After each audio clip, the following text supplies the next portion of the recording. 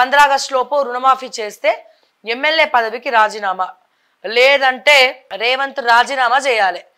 మళ్ళీ ఏంది మరి 15 ఆగస్టు లోపల రుణమాఫీ చేస్తే ఎమ్మెల్యే పదవికి రాజీనామా. అసలు మీరు ఇప్పుడే రాజీనామాలు చేయండి, ఓ పని అయిపోతుంది. అసెంబ్లీ ఎలక్షన్ కూడా పెట్టుకుందాం, బెస్ట్ కదా. ఈయన ఏమంటాడు, ఇగో ఇక్కడ చూడండి, ఈయన రేవంత్ రెడ్డి గారు ఏమంటారు, కేసీఆర్ కాళేశ్వరంలోనే చర్చ పెడదామా, మీరు కట్టిన అద్భుతం ఏందో చూసి వద్దాం, కాంగ్రెస్ కట్టిన ప్రాజెక్టులు ఎలా ఉన్నాయో చూద్దాం, అసెంబ్లీ రారు కానీ టీవీలో 4 గంటలు సొల్లు, బీఆర్ఎస్కు ఎక్కడైనా అంటే ఆ 4 గంటల సొల్లు ఎవరు చూసిరు, రేవంత్ రెడ్డి చూసిరు. ఆయన సొల్లు మాట్లాడితే ఈయన సొల్లు చూసిండా లేదా.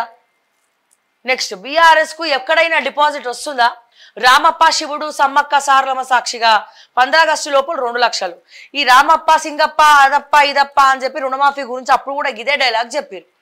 మరి ఈసారి 15 ఆగస్టు లోపల మీరు రుణమాఫీ చేయకపోతే ఆ దేవుళ్ళు కూడా మాయమైపోతారు మీరు పెట్టిన ఓట్లకి. ఇగో 15 ఆగస్టు లోపల 2 లక్షలు రుణమాఫీ చేస్తా, హరీష్ రాజీనామా పత్రంతో సిద్ధంగా ఉండు, బిడ్డ బెయిల్ కోసం బీజేపీకి సికింద్రాబాద్ తాకట్టు, మత చిచ్చు పెట్టి గెలవాలని చూస్తున్న బీజేపీ, రాజ్యాంగంపై ప్రమాణం చేసి ప్రధాని పచ్చి అబద్ధాలు మాట్లాడడం మంచిదా, ఒకరి ఆస్తిని మరొకరు ఎలా గుంజుకుంటారు, హైదరాబాద్ అభివృద్ధిపై చర్చకు కిషన్ రెడ్డి కేటీఆర్ సిద్ధమా, రేవంత్ రెడ్డి, వరంగల్ సికింద్రాబాద్ సభల్లో సీఎం వ్యాఖ్యలు, ఓర్ని చర్చలు చల్లగుండా కాకులు ఎత్తుకపోను. ఏం చర్చలు అండి నాకు అర్థం కాదు. ఆ కాళేశ్వరం ఏమో విజిలెన్స్ వచ్చింది అంటారు. ఆ విజిలెన్స్ వాడు ఏం చెప్పిండో మీ ఓటేసిన మీకు తెలియదు, మాకు కూడా తెలియదు. వీళ్ళు మాత్రం విజిలెన్స్ పోయింది తీసిరు ఫైల్స్, విజిలెన్స్ పోయింది తీసిరు ఫైల్స్, చర్చకు సిద్ధమా అని చెప్పి ఎక్కడోడు అక్కడ గప్చుప్గా నించొని మళ్ళీ మైక్లలో మాట్లాడతారు. నిజంగా మీ లీడర్లకు దమ్మే ఉంటే నిజంగా చర్చ పెట్టుకోండి చెప్తా. ఎట్లుండాలంటే ఇక బీఆర్ఎస్ పార్టీయా, కాంగ్రెస్ పార్టీయా, బీజేపీ పార్టీయా, కత్తులు పట్టుకోండి. ఇట్లా మేము లేకపోతే ఎల్బీ స్టేడియం మాట్లాడదామా, కాళేశ్వరం అంటే అంత దూరం ఎవరో అసలు తెలియదు. ఎల్బీ స్టేడియంలో ఒకవైపు ఒక పార్టీ, ఇంకోవైపు ఇంకో పార్టీ, ఇంకోవైపు ఇంకో పార్టీ కూర్చోండి. దీన్ని గవర్నర్ మేనేజ్ చేస్తారు, ఎందుకంటే గవర్నర్ ఏ పార్టీకి సంబంధం లేదు కదా, గవర్నర్ హ్యాండిల్ చేస్తారు. మనం జడ్జిలక్క గవర్నర్ని పిలుద్దాం. మీకు దమ్ములు ఉంటే ఒక స్టేజ్ ఇస్తాము, కొట్టుకుంటారా, ఏం చేసుకుంటారో, చర్చలు పెట్టుకుంటారో, రాళ్ళు ఇసురుతారో, గుడ్లు ఇసురుకుంటారో, ఏం చేసుకుంటారో. ఈయన చెప్పేవి అబద్ధాలే అనిపిస్తుంది, ఈయన చెప్పేవి అబద్ధాలే అనిపిస్తుంది, వాళ్ళు చెప్పేది అబద్ధాలు అనిపిస్తుంది. ఇంతకు ప్రజలు న్యాయం చేసేది ఎవరు, దొందే. అందరు రాజకీయ నాయకులు అందరు కూడా ఇట్లనే ఉన్నారు. మీరు చూడండి, ఇక్కడ చూడు, చర్చకు సిద్ధమా, చర్చ పెడదామా, ఈయన రేవంత్ రెడ్డి చర్చకు సిద్ధం, రాజీనామాకు సిద్ధం అంటున్న హరీష్ రావు. ఓకే, చర్చకు మేము కూడా రెడీ అంటున్నాం బీజేపీ. కానీ చర్చ ఎప్పుడు పెడతారు, లోక్సభ అయిపోయిన తర్వాత పెడతారా, ఎప్పుడు పెడతారు చర్చ, ఎప్పుడు తేలుస్తారు. కాళేశ్వరం తప్పు కేసీఆర్ది కాదని పెద్ద మనిషి చెప్పిండు, ఇంజనీర్ల మీద తోసేసిండు. మరి ఇంజనీర్లన్నా నిజంగా ఇంజనీర్లకి బుద్ధే ఉంటే ప్రెస్ మీట్ పెట్టి చెప్తుండే, అదేంది కేసీఆర్ గట్లా చెప్పినావు, మా మీద ఎందుకు దోషేస్తావు, నువ్వే కదా డిజైన్ వేసినావు, అప్పుడు కాళేశ్వరంలో కుర్చీ వేసుకొని మరి కూర్చున్నావు కదా, నువ్వే చెప్పినావు కదా అని చెప్పి మాట్లాడుతుండే. ఇంజనీర్లు ఓడన్నా బయటకు వచ్చి మాట్లాడుతుండ. ఇక పోతే ప్రభాకర్ వాడేనో పోయి క్యాన్సర్ ట్రీట్మెంట్ చేసుకుంటుండు. ట్యాపింగ్ అని టప్ప మొత్తుకున్నారు. ఈడ చూస్తే పోలీసుల మీద దోషేసారు.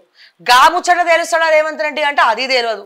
అది కూడా రింగులు దగ్గర రింగ్ రోడ్ చుట్టూ తిరిగినట్టే ఈ టాపిక్ మొత్తం తిరుగుతుంది తప్ప ఎవడు మాట్లాడు. ఈ ఐఏఎస్ ఆఫీసర్లా ఎప్పుడెప్పుడు బల కింద చేతులు పెడదామా అని ఉంటుంది. ఇక కాంగ్రెస్ మంత్రుల అరే ఈ ఖమ్మం ఎంపీ టికెట్ నీకు ఇచ్చిరా నీకు ఇయ్యలేదు కదా, నేను పని చేయ. నామినేషన్ కూడా పోలేదట. ఒకలేమో ఎడమొహం పెట్టిరంట, ఇంకోలేమో పెడమొహం పెట్టిరంట. అరే మిమ్మల్ని ఎన్నుకున్నది దేనికోసం, ఓట్లేసి ఎన్నుకున్నది ఎవరి కోసం, ప్రజల కోసం.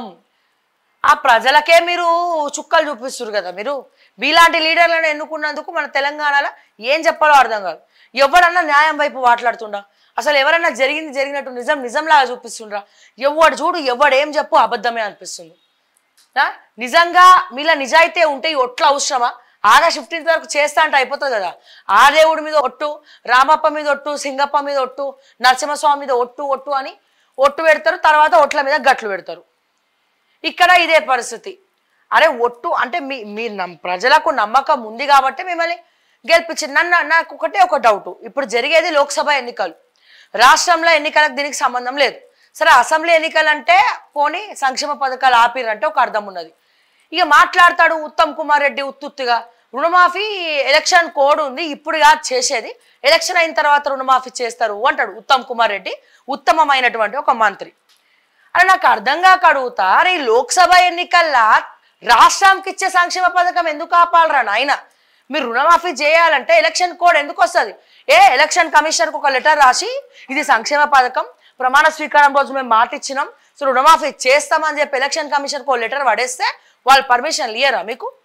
ఇది లోక్సభ ఎన్నికలు కదా, ఇది రాష్ట్రానికి సంబంధించినటువంటి ఎన్నిక కాదు, ఇది కేంద్రంలో ఎవడో రాజు తెలుసుకునే ఎన్నిక, కేంద్రానికి సంబంధించినటువంటి ఎన్నిక. మరి కేంద్రానికి సంబంధించినటువంటి ఎన్నికల ఈ రాష్ట్రానికి సంబంధించినటువంటి సంక్షేమ పథకాలు ఎందుకు ఆపేసిరు అధ్యక్ష? గవర్నమెంట్ తరపున పోవాలి కదా, సంతకాలు పెట్టేవి సెక్రటరీలు కదా, ప్రిన్సిపల్ సెక్రటరీలు కదా, సో వాళ్ళు హ్యాండ్ ఓవర్లో వాళ్ళు చూసుకుంటారు కదా. మధ్యలో మీకు ఏం నొస్తుంది రుణమాఫీ చేయనికి అనేదే నా డౌట్. ఎవరికన్నా తెలుస్తే దయచేసి సమాధానం చెప్పండి. సరే, ఒకవేళ కేంద్రంకి సంబంధించినటువంటి ఎన్నికైన శ్రావ్య, రాష్ట్రంలో కదా ఎలక్షన్ జరిగేది, అందుకే రాష్ట్రాల పథకాలు ఆపేసినాం అని ఒకవేళ అంటారా? అన్నట్టయితే నిజంగా చిత్తశుద్ధే ఉంటే ముఖ్యమంత్రి ఎలక్షన్ కమిషనర్కు ఇట్లా మా రైతులు ఇబ్బంది పడుతున్నారు ఒక లేఖ రాసి, మిగతావి చేసినా చేయకపోయినా మా రైతులకు ఇబ్బంది పడకుండా రుణమాఫీ చేయండి అని ఒక letter election commission of India, government of ఇండియాకి రాస్తే వాళ్ళు పర్మిషన్ ఇయ్యరా? ఎందుకు last time Rythu Bandhu పడేయడానికి permission ఇయ్యలే, తర్వాత మళ్ళీ ఏమైంది, టింగ్ టింగ్ టింగ్ అని రైతు బంధు పడితే అని హరీష్ రావు అన్న డైలాగ్కి ఎలక్షన్ కమిషన్ చూసి ఓర్ని దీన్ని ప్రచారం చేస్తురా అని చెప్పి ఇమీడియట్గా రైతు బంధు ఆపేశారు. నిజంగా మీకు చేయాలని చిత్తశుద్ధి ఉంటే కేంద్రంలో ఉన్నటువంటి ఎలక్షన్కి రాష్ట్రంలో ఉన్నటువంటి పథకాలకు సంబంధం ఏది?